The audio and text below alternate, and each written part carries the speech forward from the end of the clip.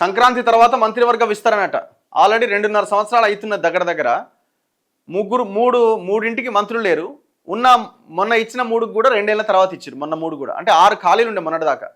3 భర్తీ చేసి ఇంకా 3 ఉన్నాయి. ఆ 3 కూడా చాలా కీలకమైనవి. విద్యాశాఖ, మున్సిపల్ శాఖ, హోంశాఖ, చాలా కీలకమైన డిపార్ట్మెంట్స్ మొత్తం రేవంత్ రెడ్డి దగ్గరనే ఉంది. వచ్చే 4 నెలల పాటు వరుసగా ఎన్నికల నేపథ్యంలో రాష్ట్రంలో అప్పటిదాకా ఎన్నికల కోడ్ కొనసాగబోతున్నది. దీంతో సంక్రాంతి తర్వాతే మంత్రివర్గ విస్తరణ, నామినేటెడ్ పదవుల భర్తీ ఉంటుందని పార్టీ వర్గాలు చెబుతున్నాయి. అంటే మళ్ళీ జనవరి, ఫిబ్రవరి దాకా ఆగాల్సింది.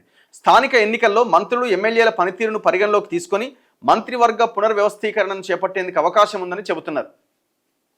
నామినేటెడ్ పదవుల భర్తీలోనూ ఆయా నాయకులు స్థానిక ఎన్నికల్లో కనబరిచిన పనితీరును పరిగణలోకి తీసుకోబోతున్నారని పార్టీ వర్గాలు చెబుతున్నాయి.